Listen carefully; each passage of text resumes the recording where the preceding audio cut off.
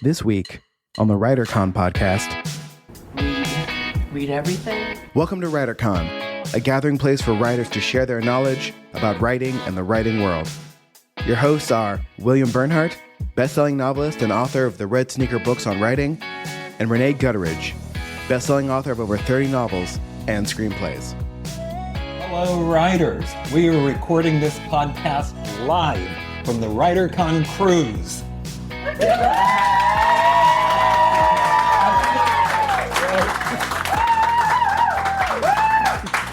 Yes, those are real people all crowded together in the ship's library so we can bring you this podcast, but that's okay. We're all friends now, right? Right. Yes. Renee couldn't sail with us on this cruise, but as a special treat today, I'm joined by the award-winning author of Red Rain and the Watman Files series, the one and only Lara Bernhardt.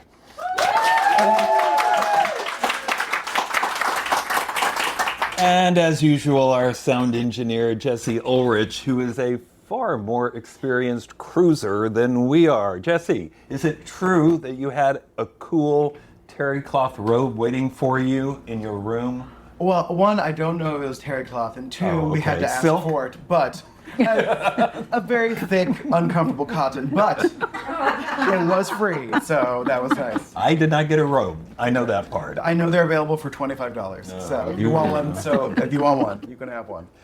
Lara, this is your second cruise, I believe. Are you having a good time? Yes, what's not to enjoy? I don't have to cook, I don't have to clean, and there's so much to do on the ship, and I'm surrounded by all these amazing people. Yeah, lots of good writers, huh? Yes. What's your favorite part of the cruise? Favorite part? Well, we're surrounded by beautiful sea, beautiful writers, and we're unplugged and just focusing on what we're most passionate about. Yeah, great stuff. Our interview today will be with Cary Herwig, the author of many published books, including most recently the Army Brat Hauntings series. The second installment of that, The World Ends at the River, has just been published, but we're also going to talk to some of the cruise participants about the whole WriterCon Cruise experience because, you know, we'll be having another one next year and you could be a part of it. And I hope you will. So we'll talk to Cary and others after the news segment and a brief word from our friends at Draft to Digital.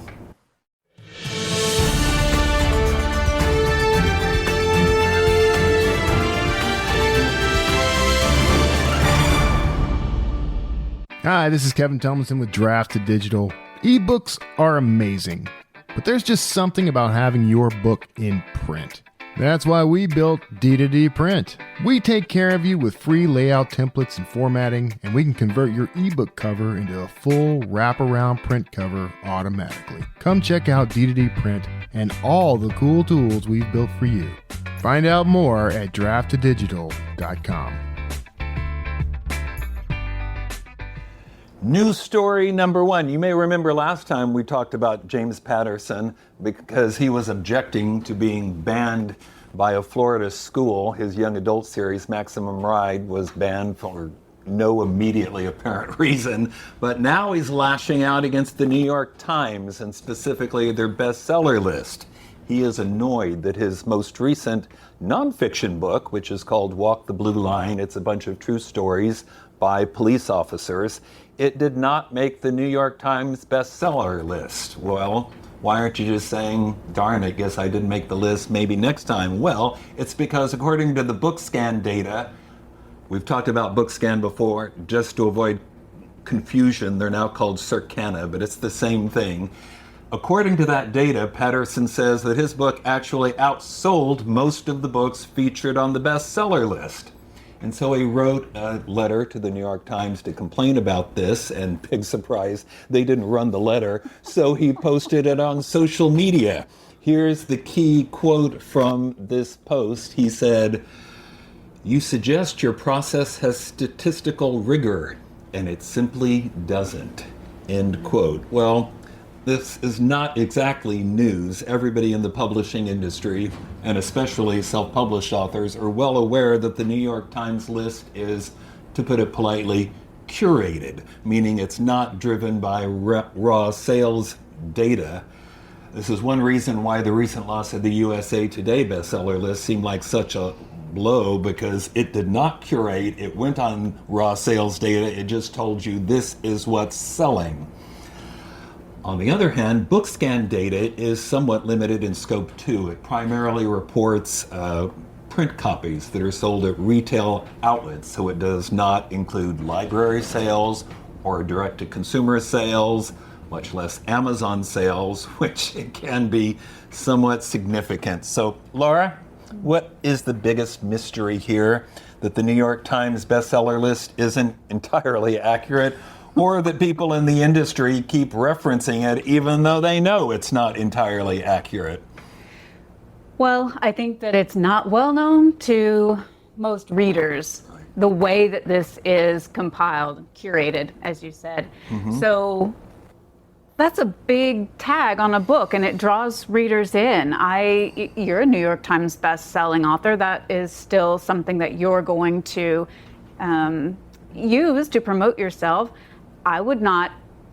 I'd do the same thing. I wouldn't turn it down if I was a New York Times best-selling author. I like that. It means something to our readers, and it's still something that we would want to promote. So probably the biggest mystery is that they're still doing it this way, even though we've figured them out. I wish that they would bring it about. If you go back far enough, you'll remember when the Harry Potter series was new, and the Times list was upset that 4 of their slots were taken up by Harry Potter books, so they created a separate children's books list and put all the books on it so they wouldn't have that, riffraff on their bestseller list.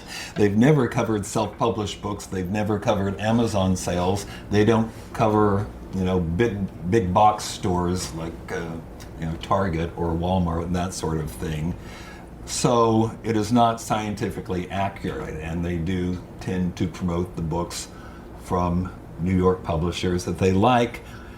Except that didn't help James Patterson this time. Jesse, you're a sympathetic soul. Are you feeling sorry for James Patterson? So you're asking me if I feel sorry. The richest author in America. A James Patterson book that isn't even fiction. It's just copied conversations of other people didn't make it on the New York Times bestseller list. No, I do not feel sorry for James Patterson.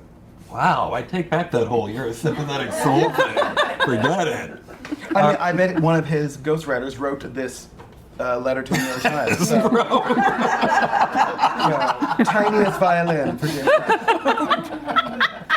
Wow, we're getting down to it this time, aren't we?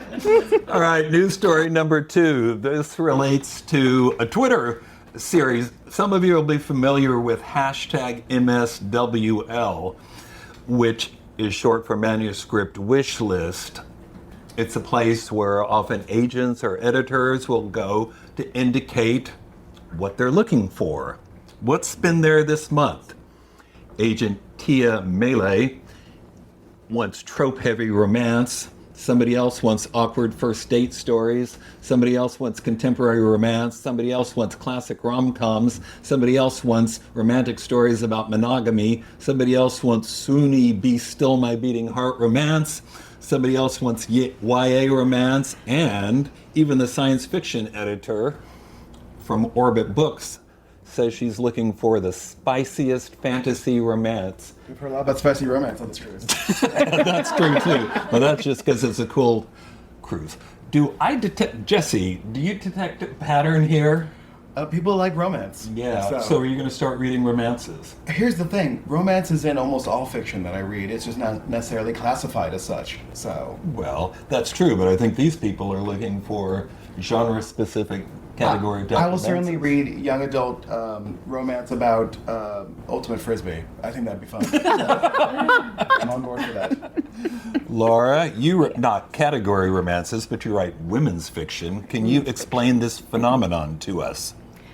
Maybe. I have a theory. Women's fiction, what I write is more serious, and we're actually looking at more serious issues. I think we've all been through a really rough 3 years. Yeah. And I think right now readers are very much wanting a happily ever after. They want to get away from more serious concerns because we are already faced with that every day. So I think people, like we said, we've always liked romance. People really enjoy that particular genre, but I think that happily ever after is what's getting everybody right now. They're looking for escape. They want to be amused and happy. Sure. And they want to be spicy. And then, As long as it's spicy. and everyone's yeah. getting spicy lately. So To be fair, there were a couple of requests for more YA fiction that didn't actually include the word romance, and somebody was looking for books that can be compared to the Yellow Jackets TV series, a young women stranded somewhere. Plane crash, they went down somewhere, but it appears that romance is in high demand. News story number 3, mass firings at Hachette.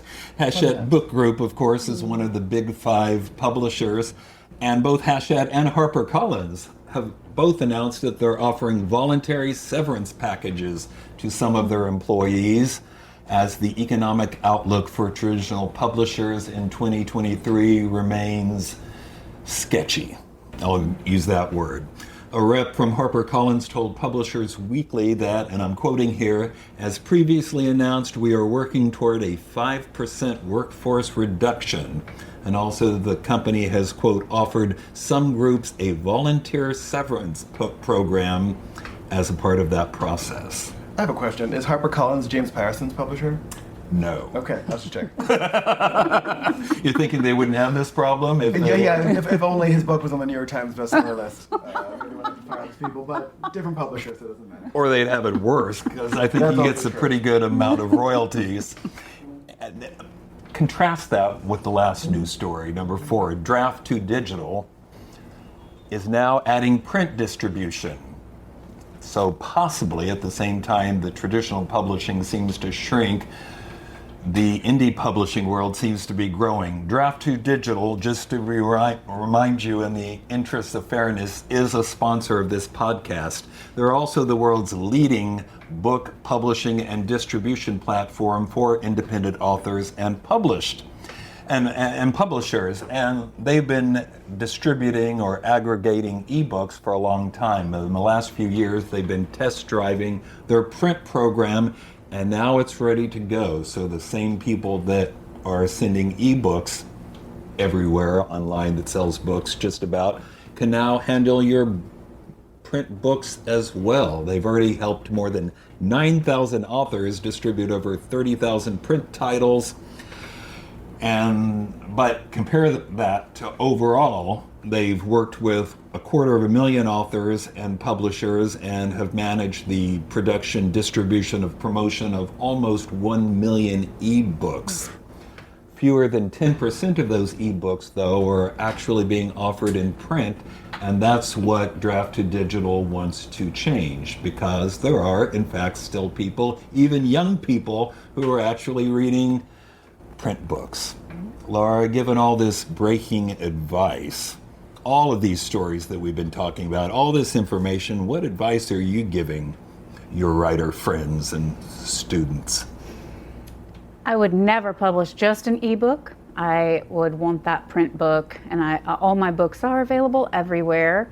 You're saying even young people want that? Actually, I just saw something that Gen Z, which is loving the retro feel of vinyl. Right. Now they like the retro feel of a book in their hands. So they are actually circling back and like having that hardcover or paperback in their hands. So I won't necessarily put everything in hardcover, but I'm going to have that print no matter what, and I want it everywhere. Well, you mentioned vinyl. I read that last year, for the first time in many, many years, probably decades, vinyl actually outsold CDs in the music world. You see print books coming back that big? It could, maybe, and probably not. I think ebooks are probably going to continue to hold on, but it depends. It depends on the author, and it depends. Definitely, we have certain population segments who prefer print. So having the younger generation coming up now and starting to buy some, we might see it edge a little bit out. I think ebooks will probably hold on to the majority share, but it's worth having those print books. I think so. Plus, then how else are you going to take them? How else are you going to give them to family or put them out for your mom? Or well, you got to have that print book. Yeah, it looks better on the coffee table for sure, right? Jesse, I happen to know for a fact, because I've been working with her all week, that your wife is writing a book. So what are you going to tell her to do with it once it's finished? Well, first of all, I don't tell her to do anything. I advise her when asked. What will you suggest? Yeah. I mean, first of all, like, we have multiple versions of the same book on our bookshelves. Like, we have at least 5 different copies of The Lord of the Rings. Like, I like physical books even if I don't read from them, even though if I read on my Kindle. And as you know, I'm a fan of fantasy, and there's nothing better than like a really well-produced copy of a fantasy book. I might just go to it to look at the maps and read it on my Kindle. But I still like owning it. I still like I like the idea of physical books, even if reading from it is not my number one way of reading things. So I think books will sort of come back in a more sort of retro sort of way.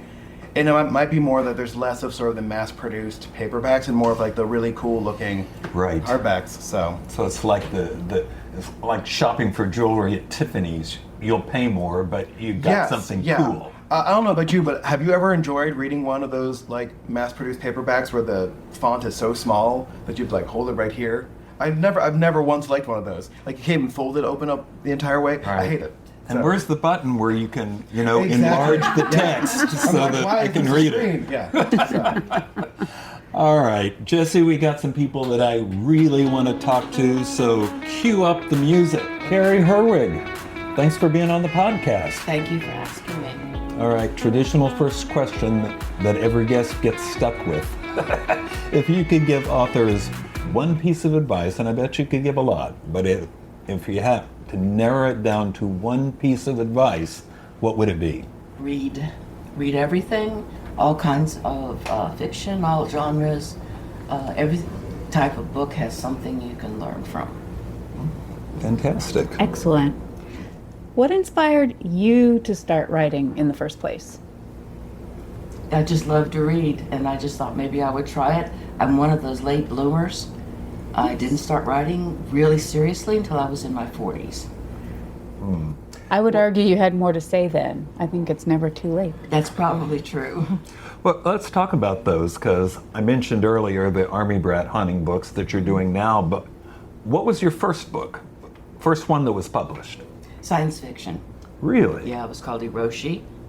And what's that word again? Hiroshi. How do you spell that? Just in case somebody... Iroshi. Okay, so how'd that go? It did well. It sold through, and then they asked for 2 more books. This was before you always got a 3-book contract. Right. And it sold pretty well, so I stayed with the publisher for 6 books altogether. And then what, took a break or? Yes, I decided to go back to school and get a master's degree, and then I got a job, and I had to work towards tenure, and I was doing all this other writing, which is pretty dull. It's life. Nothing like fiction. Yeah, life gets in the way, doesn't it? It does. But now you're writing the Army Brat Haunting series, yes? Mm-hmm. What sparked that idea? How did that come about? Well, I've always thought I kind of lived an interesting life as an Army brat, moving around different schools, and I sort of wanted to leave something for, I don't have children, but I have my nieces and nephews, and wanted them to know what it was like for my sister and me to grow up. So I thought, well, I'll just write this series of about Vivian and put in some ghosts for some added information. I did never see a ghost, but I thought that would make it kind of fun. Excellent. Well, we both write about ghosts. I also have supernatural suspense series. What do you think brings readers to this? What's the appeal? Why do people want to read these supernatural suspense books? I think a lot of people want to believe in ghosts. I've had a couple of things where, in an old building once, I thought I saw one out of the corner of my eye. I never did know what it was, but I think everybody wants to know, do they exist? Are they real? Did I really see one the other day when I was walking down the street? This kind of thing. It's mysterious. I think so too. I've had people who, and I love this, I love getting connection with my readers, and I will have people very hesitantly ask, you write about this? Do you actually believe in it? And when I tell them I'm open to the idea of it, I love that then they feel comfortable sharing experiences with me that they've had. They found kind of inexplicable, something that made them wonder, is there something after this life? Right. Is there something that comes exactly. next? Very cool. All right, so I think there may be some people listening, and I know there are some people in this room who are interested in writing, the writing process. So let's talk about that for just a minute. Are you a pantser or a planner? Oh, I'm a pantser. I once read one of the famous authors, I can't remember now who it was, who said she writes a book to find out how it ends. And that's what I do. Really? Interesting. Okay, so what does your writing day look like? What's your process? Walk us through that. Well, I'm retired now from a real job, so I get up late. Okay. And I go to the computer and start looking through my media, social media, and that kind of gets me focused in on the computer and so on. And then I start writing, and I write 2 or 3 hours. And then the rest of the day, I will try to do some marketing stuff and promotion. But I find because I wrote in the evenings before and had a limited amount of time because I had a full-time job, I can't write more than about 3 hours at the most. So do you ever find that you circle back in the evening? Do you find that part of you still feels like that's your actual writing time? No, not really. So after you've got it down, you're done for the day. Okay. Unless I have a Interesting. really brilliant idea at dinner time and I want to go in and add it to the book or whatever. Sure. Where do you find your inspiration? Or let me ask that differently. Where do your characters come from? Well, that's a good one. Of course, Vivian and her sister, Lauren, kind of come from just being my sister and me, you know. What? You put elements of yourself in your characters? Oh, every once in a while, yeah. I did have someone say that Hiroshi, who's the main character in my first 3 books, was me wanting to be a warrior woman, which I wouldn't mind being a warrior woman, but that was not my goal. I always do women as my main characters. I know more about being a woman. And I think I want to give strong women characters to people who want to read about what it's possible and that women can do almost anything they want to. Nice. So you've been writing for, dare I ask how long? It's been a little while? Probably 35, 40 years. It's been a while. Okay. So what have you picked up along the way that you think you could pass along? Like what kind of good tips have you found that you could pass along for others? I think one of the most important things for me, I realize, what works for me does not work for everyone. But I think two of the most important things is finding a place to write and always write there. Because when you sit down, you know what you're there for. And the time, always write at the same time. Because your mind is used to this, it gets used to this. And when you sit down and it's 10 o'clock in the morning, it's time, and you just sort of fall right into the path of doing the writing for the day. Nice. Cool. And I do write every day. Yeah. One last question. What's next? What are you working on next? Ooh, I've already finished the drafting of the next 2 Army Brat Hauntings. So those 2 Great. books are just about done. Terrific series. Yeah. Oh, thank you. And I'm working on a thriller series, which you all have helped me with over this cruise, which has been wonderful. And another strong woman character who kind of comes out of some weaknesses and is just has to defend herself and take care of herself. And it takes place in D.C. And since I was an archivist, she's an archivist. And she does congressional papers for congressmen and senators. Sounds terrific. Thank you. Thank you so much for being on the podcast. Thank you for asking me again. The cruise is about to end, but I would be remiss if I did not mention that WriterCon, the annual conference, happens every Labor Day weekend. This year, that's September 1 through 4th in Oklahoma City. We've got more than 60 presenters lined up as I speak, probably more by the time the conference happens. This is the best roster of agents we have ever had, including movie, TV agents and publishers and much more. Every year we have, I'm pleased to say, successfully helped connect writers with agents. And this year we're kind of doubling down on that and trying some new things, trying to innovate a little bit rather than simply imitating what people have been doing for 50 years. And if you register now, you can take advantage of the early bird prices, so why wait? If you want more information about it, visit our website, which of course is WriterCon.com. And you can subscribe to the WriterCon newsletter, which is free. You can join the WriterCon Facebook group. Information about all of those things will be in the show notes for this podcast, all right? Until next time, keep writing. Remember, you cannot fail if you refuse to quit. See you next time, all right?